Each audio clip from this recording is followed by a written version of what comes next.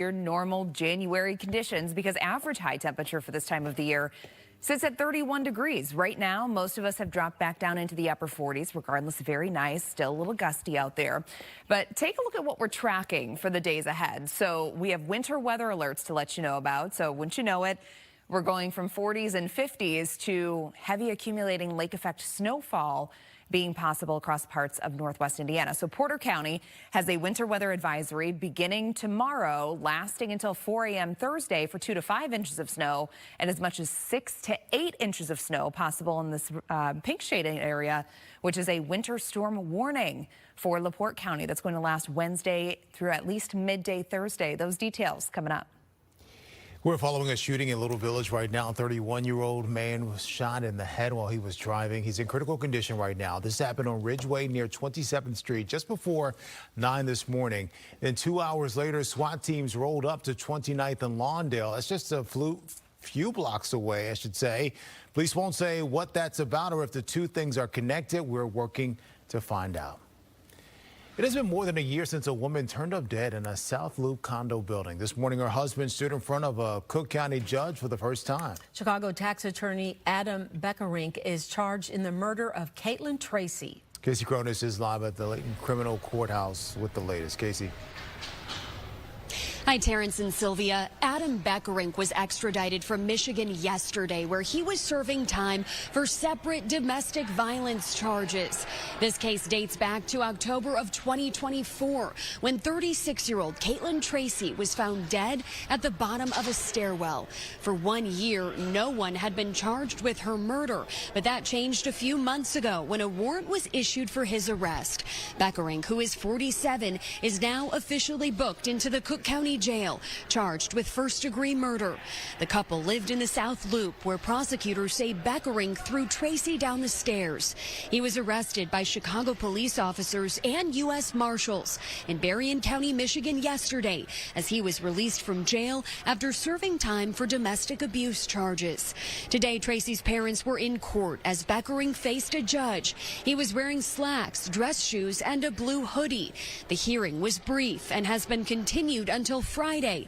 Beckerink's attorney telling the judge he needs time to review the hundreds of pages of documents submitted by prosecutors and will consider whether cameras should be allowed in the courtroom during trial. A Tracy family spokesperson shared this statement after the hearing. The CPD has worked long and hard to investigate this case. Although the defendant's criminal convictions and sentence in Michigan brought some measure of justice for Caitlin, he must now be held accountable for his actions in the days and months that led to this moment. The state's charge that he murdered their beautiful daughter. We hope that justice will prevail and we can finally lay our dear Caitlin to rest. Beckerink's attorney has not yet responded to our request for comment on the case. Beckerink will be held in jail until at least this Friday, when he is scheduled to reappear in court. Reporting live from the Layton Criminal Courthouse, Casey Cronus, Fox Chicago. Domestic homicides in Chicago are up, but overall, violent crime is actually dropping. Black Club Chicago says 63 people were killed in domestic homicides last year. That's up 15% from the year before. Domestic fatal shootings jumped more than 50%, the biggest jump in a single year since 2020. An investigative reporter talked to Chicago Now about what they called a tornado of risk factors driving all this. The one thing that I heard from experts is that the pandemic did increase poverty, food insecurity, homelessness, and that really impacted people who are in abusive relationships. And what we saw is that increasing those stressors in the home actually really leads to more violence, and particularly domestic violence. Now, there's also the funding piece. In 2024, city and state officials put together $100 million for community violence intervention. A goal to cut shootings and homicides by 75% over the next 10 years. If you are dealing with domestic abuse and you need help, here's what you can do. Call the Illinois Domestic Violence Hotline at 877-863-6666. 6338 or chat with advocates online at the-network.org. You can watch the full interview with Block Club at Fox Chicago, fox32chicago.com. And we have breaking news for you. 6 Minnesota prosecutors have resigned because of White House pressure to investigate the widow of a woman killed by an ICE agent last week. The resigning officials say the DOJ has a lack of interest in investigating the officer who pulled the trigger. Several career prosecutors in the Justice Department Civil Rights Division have also announced their resignations this week after it was announced there would be no civil rights probe into that fatal shooting. And on Capitol Hill, Illinois Congresswoman Robin Kelly has officially introduced articles to impeach Homeland Security Chief Kristi Noem. I realize that impeachment of Secretary Noem does not bring Renee back. True justice would be Renee alive today, at home with her family. Impeachment doesn't bring back the 4 other people killed by immigration officers this year, including a man in Chicago. We could not bring them back to their loved ones. What we can do, though, is impeach Secretary Noem, hold her accountable, let her know the public is watching.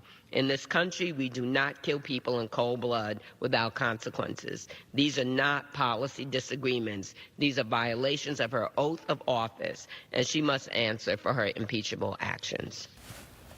The impeachment effort is not likely to succeed as Republicans hold a majority in both the House and Senate. President Trump has also publicly supported the ICE officers' actions. JCCEO says the DOJ going after Jerome Powell with a grand jury subpoena could actually make inflation worse. Amy Diamond thinks the whole investigation could mess with people's trust in the Fed. And when that happens, prices go up, interest rates go up as well. Now, this is all happening right after we got the latest consumer price index. Turns out inflation was pretty steady in December. The president looks at those numbers and says the feds should be cutting rates, which obviously just adds more tension between him and Jerome Powell. This unprecedented action should be seen in the broader context of the administration's threats and ongoing pressure. We have very low inflation, so that would give Too-Late Powell the chance to give us a nice, beautiful, big rate cut, which would be great for the country.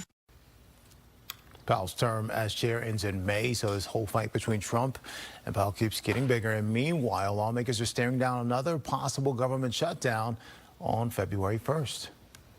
All new here at 4 o'clock, we are learning more about the 17-year-old who was shot and killed in Cicero as he was leaving school. Leslie Moreno spoke to his family. She joins us live outside Morton East High School, near where the shooting happened. Leslie. Hey guys, good evening. Yeah, family says the 17-year-old student had just arrived to the U.S. from Colombia about 4 years ago. They say he was looking forward to graduating high school this year and supporting his family. That is him there on your screen. Johan Adare, family says he was shot in the chest and on the ankle following an altercation with the alleged suspect. Cicero police say this all happened around 3:20 on Thursday afternoon, just as school was ending. Students were heading home when shots rang out near the corner of 59th Avenue.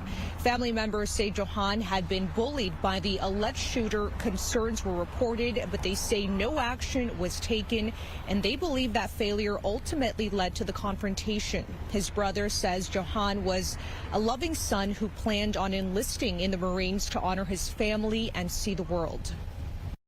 Ellos están muy consternados con la situación, ¿sí me entiende? Y realmente They're very concerned with the situation, and it's really hard to explain how they feel to see the person who took their child's life is still now behind bars, and there is also fear about retaliation if we speak up. pero más que todo es como miedo, ¿sí me entiende? Cicero police say this is the alleged shooter there on your screen. He was captured on surveillance running away after the shooting.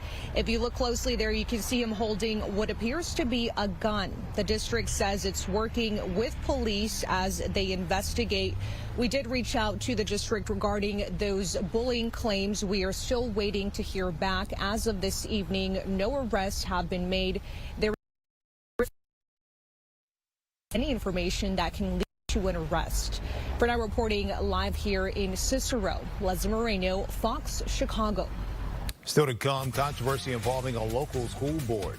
Parents are demanding answers after finding out about a board member's violent past. A vintage shop in Chicago hit with fraud through a major sales platform. What other businesses need to know. A local veteran loses thousands of dollars on a Cash App. The action now being taken to get his money back. And the Bears Stadium plans getting more attention as the team continues its playoff run. What Governor Pritzker had to say about trying to keep the team here in Illinois. Injured.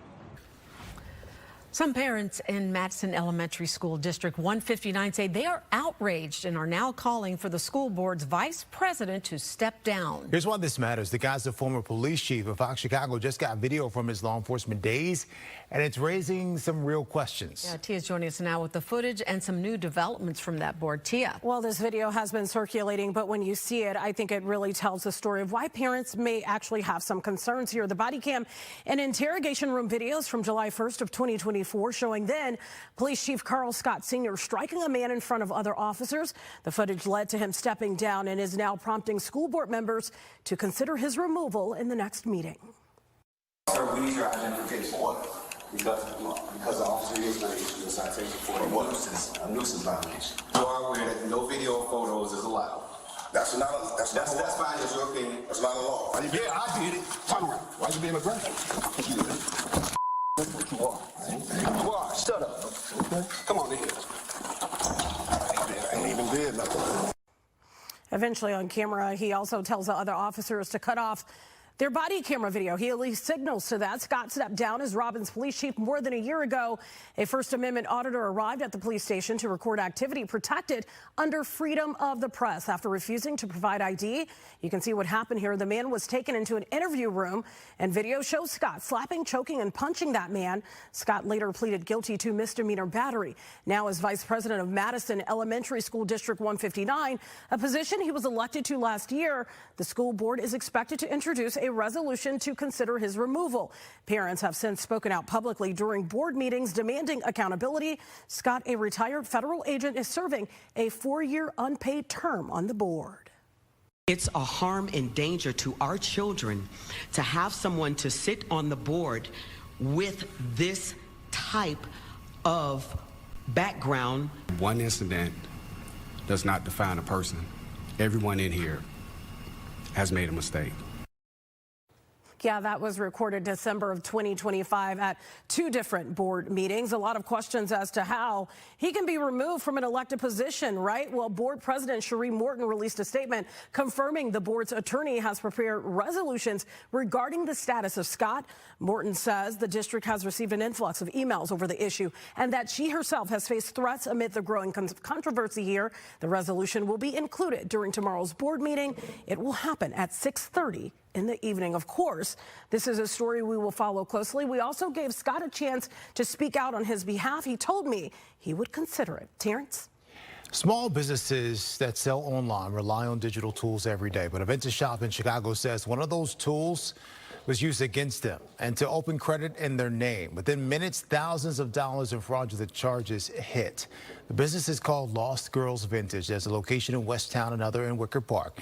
They use Shopify, a platform thousands of businesses use to run sales and payments.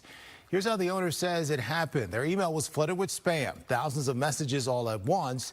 That flood made it hard to see real warnings. Buried in the middle were legitimate emails from Shopify. One said a recovery code was used to take over the account. Another said, "Welcome to Shopify credit." The owner says the person got around 2-factor authentication. And when she logged in, about $35,000 had already been charged to that new line of credit. The card was locked down in real time. Passwords were changed. The fraud was reported right away. This is what that kind of loss means for a small business like this. Losing that amount of money that's a death sentence for a small business. And it's already so hard to survive as a small business in our current economy. So it's just a hit that we absolutely could not afford to take and overcome. To avoid this happening to you, the business says turn on 2-factor authentication on every account, even though the hacker in this situation was able to get over that somehow. They say watch your email closely for sudden spikes or strange activity.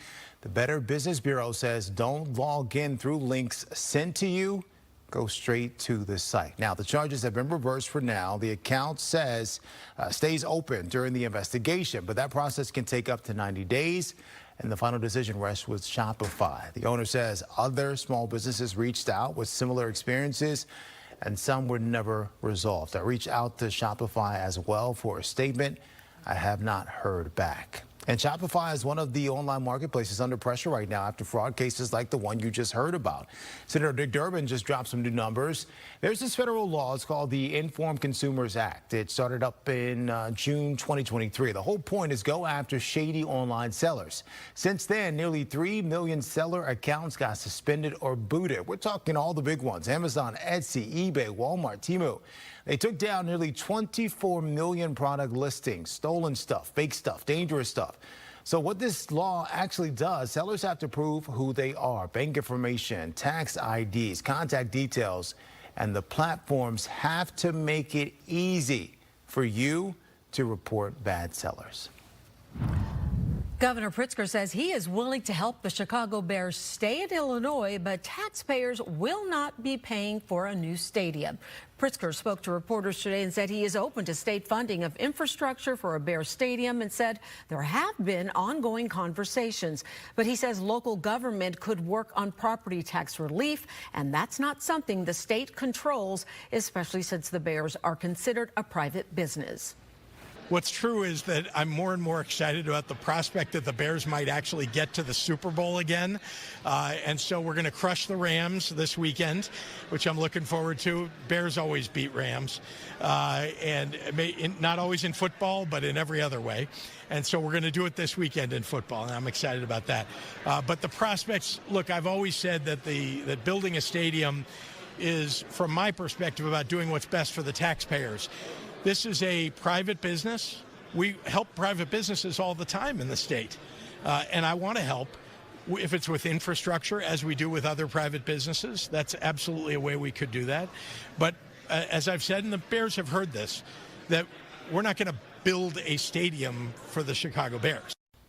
Bears executives sent a survey to season ticket holders asking them how they would feel about a new stadium in Indiana and what they would be willing to pay for seats at a new dome. They sent a similar survey last year about a potential stadium in Arlington Heights. Let's take a live look outside as the sun is setting. You see the curve? See, the earth is round. So they say. Right, look Flat at that. earthers hear that. Don't worry, I believe it's round as well. You do? Okay, good. Yeah. I'm so glad to hear that. Yes. It is pretty. What a nice day. Mild, huh? Yeah, it was gorgeous today. We ended up seeing high temperatures in the upper 40s to low 50s, way above average for this time of the year because our average is around 31. And even at this hour, we're still sitting in the mid to upper 40s. Previously, many of us were sitting in the low 50s. So it was stunning today. We had the sunshine, little on the breezier side of things. We had those gusty west-southwesterly winds, but regardless, just a beautiful day. And hopefully you had an opportunity to enjoy it because we have some pretty big changes ahead for the rest of this work week. Tonight, we're going to be seeing temperatures dropping down to the lower 40s by about 9 p.m., so still very mild.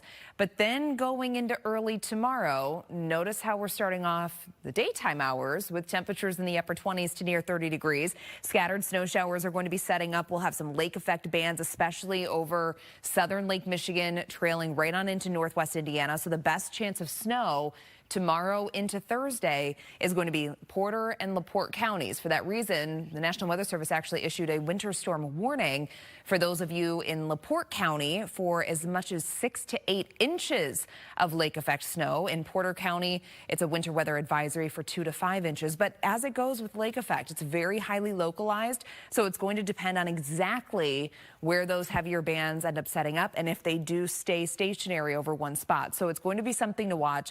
Northwest Indiana, Porter, LaPorte counties, you're going to be dealing with some lake effect. Wednesday lasting right on through about midday Thursday. Then Thursday, all of us, it's going to be rather cold. We'll see our skies becoming partly cloudy, temperatures right around 26. And then on Friday, Thursday night into Friday, we have yet another storm system that's going to be coming through, bringing some light snow to the area. Bears game on Sunday, very cold. We're looking at highs only in the teens. Back to you. A former president and his wife are facing possible jail time. House Republicans are seeking to hold former President Clinton and Hillary Clinton in contempt. A legal expert will weigh in coming up next.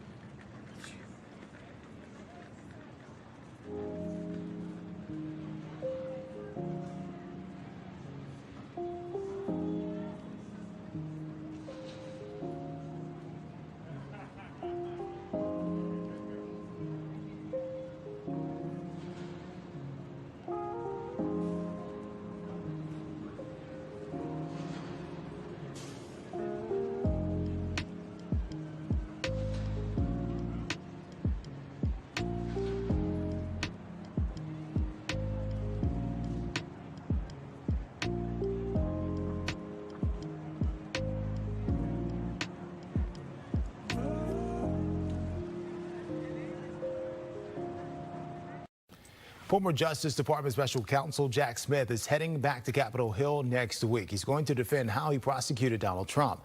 This time it's public. He's testifying in front of the House Judiciary Committee. He already did a closed-door deposition, told them he brought charges based on evidence, not politics. His attorney says he's been ready to testify publicly for a while now.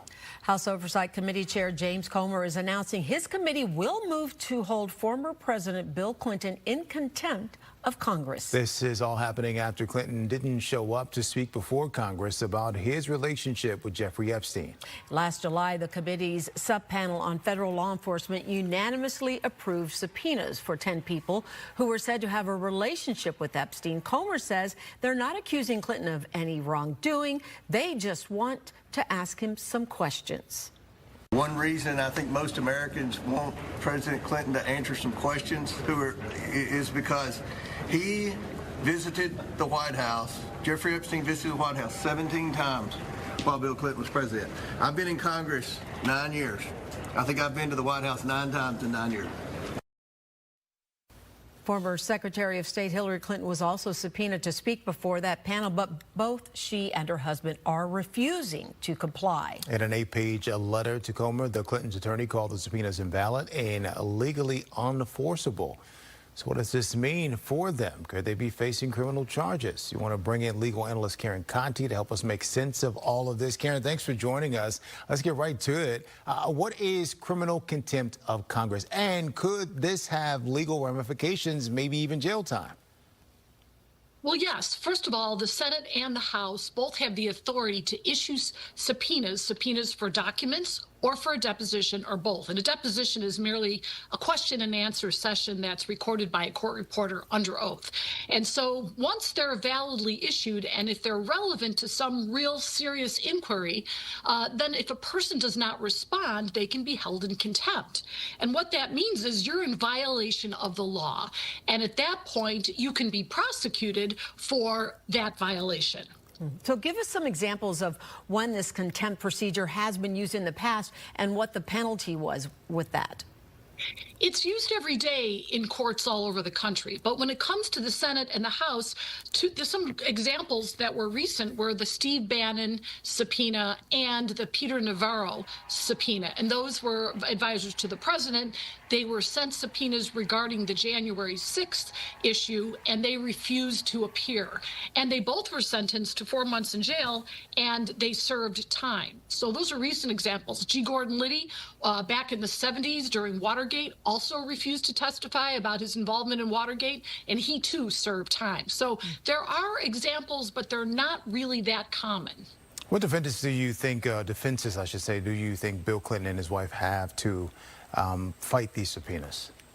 Well, I think the idea is that, hey, I didn't know this guy. When I knew this guy, he wasn't being accused of the sex crimes. So, I stopped my relationship with him long before. There's nothing valid here. You're using this to punish me politically. You're using this to embarrass me and my wife. Certainly Hillary Clinton had nothing to do with this guy. So the idea is that it's not really relevant to an inquiry and it's being used for an improper purpose. Okay, so what are the next steps then? If they are found in contempt, what could possibly happen? Do you think they would be facing jail time? They could very well be. There's a procedure in place. I mean, Clinton's lawyers should say, hey, let me give you an affidavit. Let me write out my answers. I don't know anything about it. I never talked to him about any of these things. I was never involved in it. And when he came to the White House, we were talking about XYZ. So that could be resolved that way. If not, the case will then be referred to the Department of Justice, who, given the politics right now, will likely bring the charges against the Clintons. And then they will have the opportunity to come into a court and basically make their arguments that these are improper. All right, Karen Conti, legal analyst, thanks again, as always, for breaking it down for us and, as I like to say, making it make sense. Thanks, Karen. Thank you. It's good to see you guys. You too. All right, still to come, a Fox Chicago investigation gets results. What happened after we exposed the veterans' hacked account? We have an update next. If you want total health care from a provider you trust, hi, Blair. Hi. Right in the palm of your hand, if you want soup, sweatpants, and zero in-person contact, if you want wellness wherever, our virtual primary care delivers with great website manner. No worries. So choose your doctor from our profiles and enjoy the healthiest online relationship you've ever had. House calls have evolved. Advocate Healthcare.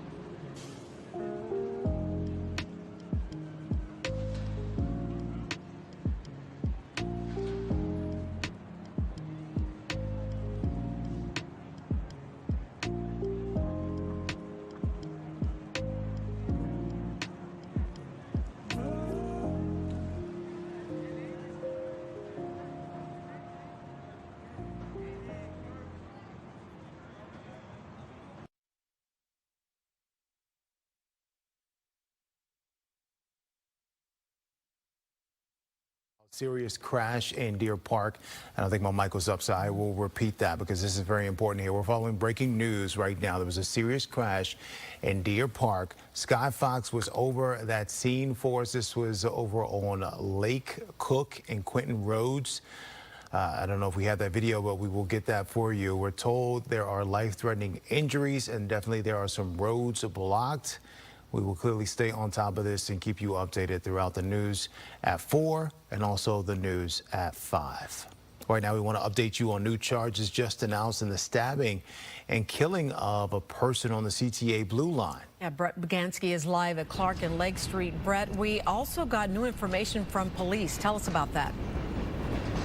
Yeah, we sure did. We found out hours ago from Chicago police that Demetrius Thurman is accused of going up to a man while he was sleeping on a Blue Line train and then stabbing him to death. So just a reminder, this happened early Saturday morning around 2:30 here at the Clark and Lake Blue Line stop. So Thurman is accused of going up to a man while he was sleeping on the train and stabbing him with a very large knife. And the Chicago police said that he ran away from the scene. So from this new information here from Chicago police, they said they have Thurman on video through the CTA camera network. And with the help of its citywide task force, officers arrested him at Canal and Adams on Sunday. So Chicago police described the victim in this fatal stabbing as a 37-year-old man. And I did reach out to his family. I'm still waiting to hear back. But this is just one of several violent incidents in recent months, including another stabbing on the Red Line that happened Sunday on 69th Street, and then a woman getting lit on fire on the Blue Line in November. And while we've seen more police officers and private security with canines on the CTA, I spoke earlier today with Alderman Jim Gardner from the 45th Ward, who said it is still not enough.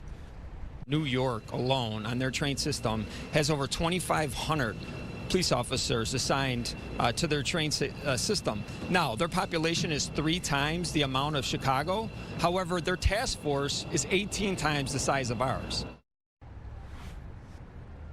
And the federal government has criticized Chicago and the CTA for not doing enough to address public safety, which is why they have repeatedly threatened to withhold $50 million in funding from the CTA. I did reach out to them about potential changes to security, potentially officers patrolling during the later hours. I'm still waiting to hear back. Meanwhile, Alderman Gardner said he is also still waiting to hear back from the acting CTA president about a scheduled meeting after he told me that she ended up reaching out to him about potential safety solutions when it comes to keeping everybody safe here on the CTA.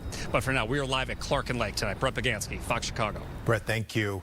The Cubs are getting sued for alleged discrimination. A transgender former employee says she was harassed every single day by her coworkers. The lawsuit also says there were violent threats. She's 35, worked at Wrigley last year. She says they fired her for reporting it. Retaliation. Now she wants back pay with interest, compensation for lost benefits, damages, all of it. The Cubs say they do not comment on pending litigation. A hot button issue landing at the U.S. Supreme Court as the justices consider whether states can prevent biological males from competing on girls' sports teams in public schools and colleges. The U.S. Olympic Committee and the NCAA say athletes must compete on the team consistent with their biological sex. But lower courts in these cases have sided with the transgender athletes who say the state laws in West Virginia and Idaho that are keeping them out of school sports violate Title IX, the high-profile federal law forbidding sex discrimination in education. Sport is something that everybody should have the opportunity to do if they want, and we should all be able to have that chance. We know that biological men have physical characteristics that give them an extreme advantage on the athletic playing field. Well, now the plaintiff from Idaho wants this case dismissed after facing harassment at school. But this issue is already before the justices, and we expect their ruling sometime in the summer. We have a Fox Chicago follow-up now. Monday, we told you about a local Navy vet who had his account hacked and thousands of dollars stolen. After our report aired, we are learning new action is now being taken. Tia is back with details on what everyone using this popular app needs to know. Tia. Well, this is why we do it every day, right? we work for the people that are watching us and hope to get them some resolve. And we do have some good news to report about Romir Ellis, a Navy veteran. He told us his Cash App account was hacked, draining $5,902 from his credit union account. After Fox Chicago aired his story, we are learning Navy Federal Credit Union has assigned an investigator to look into Ellis's case. And tonight, Cash App says it's also reviewing the issue. When it happened, Cash App did confirm to him, writing that his account was compromised. He tells us Navy Federal initially denied a refund. Now the credit union has told Ellis they are working to get his money back. Also, check your email. You might have noticed that Cash App recently updated its privacy notice, acknowledging that while it uses safeguards to protect user data, it cannot guarantee accounts are fully secure from hacking. That update will take effect February 9th. That is something we all need to know. Terrence and Sylvia, I'll send it back to you. All right, Tia, thank you. Something else we all need to know about is the weather. And Emily's here with an update on that as we take another look at the beautiful city and the sun going down for the day. It's gorgeous. Yes. What's today, you know Tuesday? What I noticed, though? Today's Tuesday. There's no ice there on the lake. Yes. Oh. It doesn't look like winter at all. Didn't feel like winter at all. But we do have some changes. You know it's coming. It's January. We have to talk about it here. Yes. So Northwest Indiana going to be dealing with heavy lake effect snow being a possibility beginning tomorrow, lasting into Thursday. For those of you in Porter County, you now have a winter weather advisory that's going into effect tomorrow morning, so Wednesday morning, lasting until 4 a.m. on Thursday for as much as 2 to 5 inches of snow where some of those heavier bands set up. But the main action is really going to be in LaPorte County and then up into southwestern lower Michigan. That's where a winter storm warning has been issued, lasting through the day tomorrow into midday on Thursday for as much as 6 to 8 inches of lake effect snowfall. Everywhere else, we're going to see our skies becoming partly cloudy on Thursday. Tonight, 26 degrees for the overnight low. Your high temperatures tomorrow technically going to be set at midnight, but your daytime temps are only going to be in the 20s. We'll have scattered snow showers. On Thursday, dry during the daytime, but another wave of snow is going to be possible Thursday evening, and then another on Friday with highs in the 20s and 30s. Back to you. All right, thanks, Emily. Still to come, a new push to get that real ID. Why some travelers may face new fees at the airport and what the state is doing to help you avoid it. A major summer concert announcement, the stars headlining this year's Windy City Smokeout. And he's been called the Pope's DJ, a social media sensation. We'll introduce you to the viral priest who doubles as a rave DJ at night. Love it. Huh. Come on back. No one.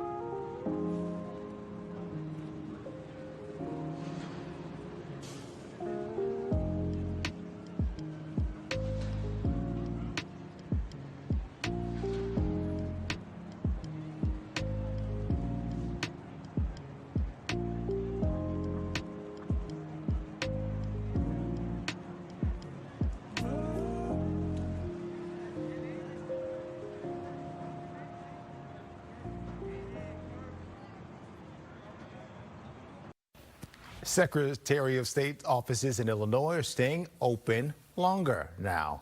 Why? Because, well, the TSA just dropped a new real ID penalty starting February 1st if you show up to the airport without one or a passport or some other acceptable ID. They're charging you $45. There's a walk-in center on Super Center on North Clark if you need to get this done. They extended the lease there through the end of the year. Let's talk about a big push to employ more black pilots. American Airlines teamed up with the organization Black Aerosmith Professionals to celebrate the organization's 50th anniversary today at O'Hare. OBAP helps provide access and opportunities to black people who want a career in aviation. The organization says less than 4% of aerospace professionals are black, and the expensive process of becoming a pilot can prevent black people from pursuing that career.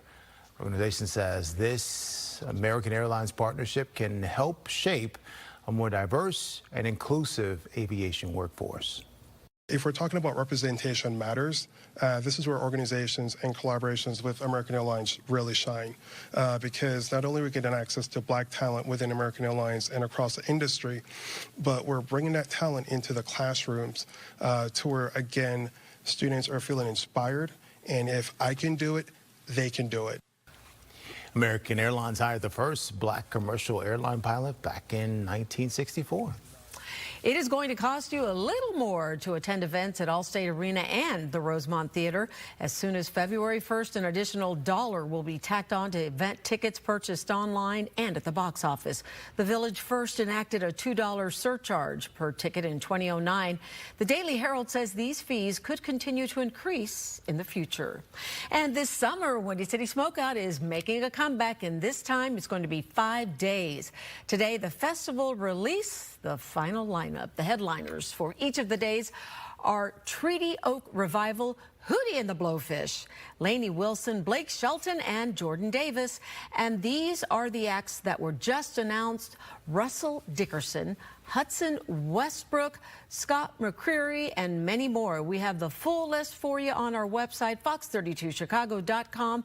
The festival runs from July 8th to the 12th, and you can buy your tickets online.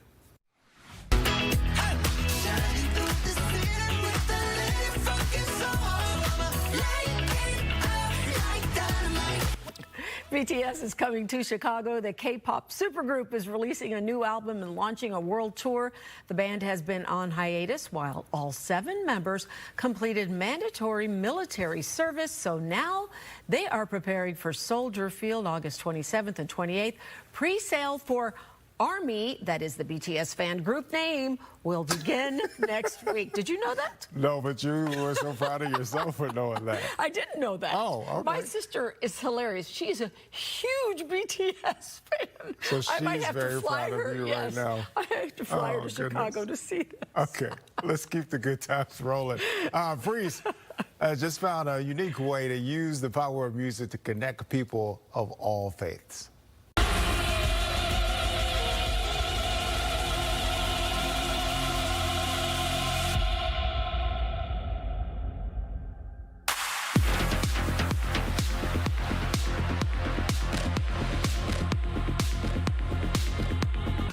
True test of a DJ is how you nail that beat drop, and he got it. That's Padre Guilherme, who's from Portugal. DJs at night as a way to send messages of peace and coexistence and connect with young people. But his work has been met with some controversy. 18 people in Lebanon, including church leaders, have petitioned the court for his shows to be canceled. A judge rejected that request, though. The Padre has a message for anyone who frowns upon his DJing. The message is always look to the dance floor. You see respect, you see something always beautiful. And on the dance floor, you need to bring the dance floor outside to the clubs. If it's possible, you have different religions. If it's possible, it's people of different tastes, clothes, dancing together. Why not? We cannot live like this, like that anymore. It's a beautiful image for the world. Wow, he's turned into a global sensation since DJing in front of a lot of large crowds. Guess how many followers he has on Instagram, Sylvia? 2.2 2.6 million. It's about to be 2.6 million in one. Yeah. Or two. Or two, I we're think. both Yeah. gonna fall over. I love this because he's still bringing the message out there, isn't he? And he's doing it in a way that maybe is attracting a group of people who normally would not. Maybe, like you said, know? it really is a beautiful It image is. for the world. That's what he was saying there. I love that. Okay, let's see. Devon Tails Smith is hoping to be, I don't know, Devon, how does he say his name? Okay, anyway, Devon Tails, I knew this. He's hoping to be drafted not to the NFL, but rather a forever home. Oh, the Puppy Bowl is quickly approaching. That's where we were going with this. We have details on the Chicago Pups going for the big win. Cute. Okay, hope you enjoyed our break from winter today because temperatures are about to drop once again. What do you expect? It's January, right? Emily has the forecast coming up next. But first, we got to do this, T. Here's a look at your trip home. Ooh, quite a few delays out there. Get home safe, get wherever you're going safe. Come on back.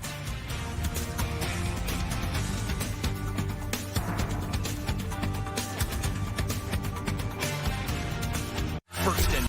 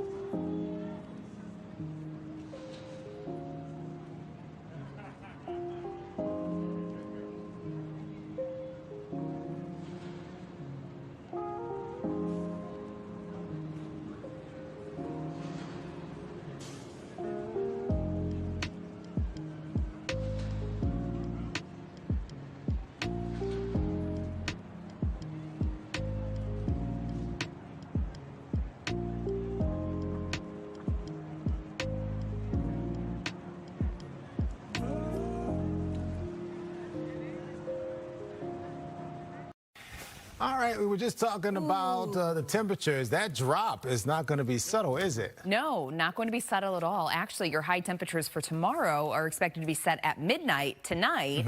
And then we're going to spend the daytime hours of tomorrow. What's tomorrow? Wednesday?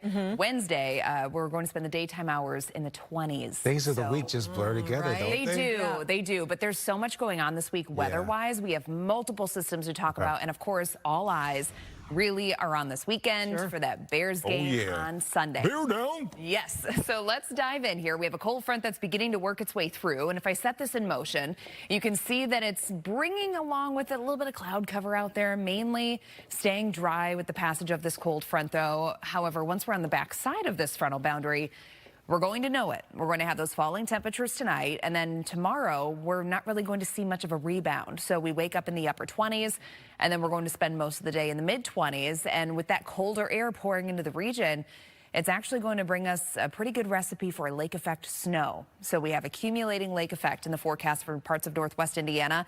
For those of you in Porter County, highlighted in purple here, this is a winter weather advisory that's going into effect tomorrow morning, lasting until 4 a.m. on Thursday for as much as 2 to 5 inches of snow. But the main action really going to be in this pink shaded area here across LaPorte County and then over into southwestern Michigan. As much as 6 to 8 inches of accumulation going to be possible in parts of LaPorte County. But as is very typical with lake effect events, there's going to be those thin, narrow bands of snow that develop. So it's not going to be the entire county that's picking up 6 to 8 inches. It's just where those heaviest bands set up and become a little persistent. So we're really going to have to monitor that forecast. If you have plans to be on the roads tomorrow or even into early Thursday in Porter or LaPorte counties, you are going to be seeing and feeling those impacts. Travel could be treacherous at times. Now, your high temperatures today, it was stunning. Upper 40s, low 50s. Hopefully you had an opportunity to enjoy it, because again, we're starting to see those temperatures cooling down tonight. That high temperature of 38 degrees on Wednesday, that's going to be set right around midnight. But then your daytime temps are only in the 20s. We're in the 20s again on Thursday, bouncing back and forth between the 20s and 30s Friday and Saturday. But by Sunday, that's when it gets very cold. So the core of this colder air mass begins to settle in. We're looking at highs that are only going to be in the teens. Futurecast taking us into early tomorrow morning.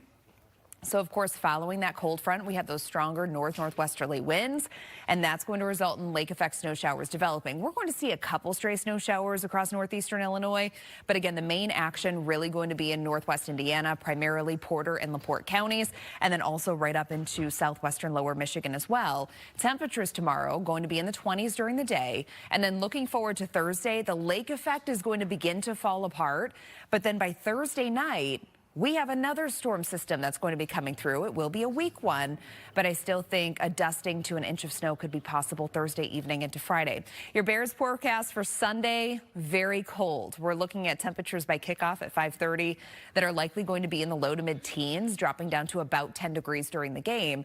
7-day forecast tomorrow. Again, we do have that chance of lake effect across northwest Indy. And then on Thursday, dry skies during the day, but then we have those snow showers building in Thursday evening, lasting into Friday, another round possible on Saturday. Highs get cold this weekend, and even early next week, it gets very cold with highs in the teens to near 20.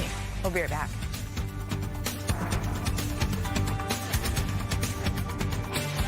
Fox.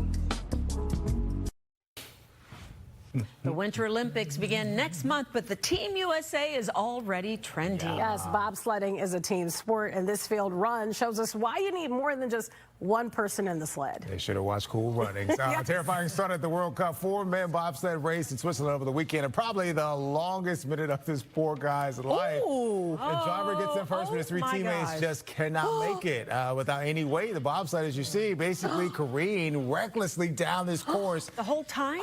75 miles per hour, y'all. It gets worse. The brakes are in the back of the sleigh. He in the front.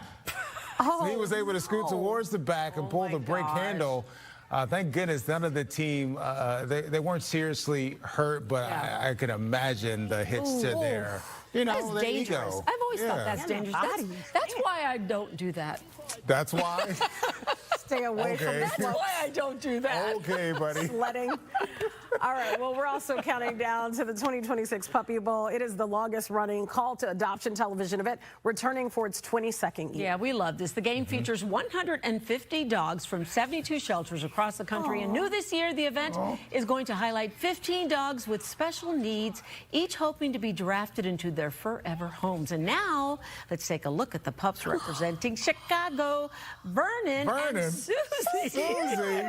Both hail from one tail at a time. The Puppy Bowl will air on Sunday, February 8th on the Discovery. They're both beautiful. Yeah, they look like they're saying, what you talking about? Vernon and Susie. Sound like the elderly couple down the street. And make sure you get cookies every holiday season. Yeah, with the butterscotch in the purse. That's so cute. I do think it's adorable. Well, today is National Shop for Travel Day, and I want to talk about the newest travel trend, naked flying. Wait, what? Butt naked. She did it yesterday. No bags, no toiletries, no extra clothes, shoes, or even underwear. Would you travel naked? Yeah, I think I would. Flying naked would be very fun. I don't think so. It's hassle-free, less stress with the baggage and the check-in and all that, so I would definitely do it. I would test it out, yes, without any children. I mean, wait a minute. I'm thinking like flying without luggage, not completely nude, right? Sitting in the seat? That's disgusting. Flying naked is a minimalist movement where travelers ditch, like I said, so you were luggage right. to avoid airline fees, saying it may be cheaper to just go shopping when you arrive at your destination. If you got it like that, hey, do it. Yeah, I guess if you got the money, that would be kind of fun, wouldn't it? I guess it would be for some folks. You do that. I'm going to challenge myself. You let us know how it goes. Yeah, let us know how much the bill is. A whole new wardrobe. Just imagine you're flying to a tropical island. In a way, and I'm sure my brother is watching right now, and he is saying you already do this because I pack less stuff, especially when I go home to Maryland, because I can just borrow his clothes. Oh, okay. With the same size, with the same shoes, so like I don't take as much stuff as I need to. I'm just confused. So guess what? I've been on trend for years. I stay flying naked. But it doesn't really make sense because you're flying naked, but what about coming back? Well, then you just buy a suitcase to bring back with you. Right, but that defeats the whole purpose. Oh, right. You're saying if you're shopping and all this kind of stuff, where are you going to do with all that stuff you just bought? You know what? I need a new suitcase anyway. I need a new suitcase anyway. Crazy. Or just wear the same outfit. Oh, no. And wash it. Oh, okay. Wash it. Okay. Or yeah, don't. I'll give you that. Febreze works fantastic. No, I have a new Fabric idea. refreshers work fantastic. Not when you've been sitting in the same leggings for 3-4 days. That's disgusting. Oh, wow. You gotta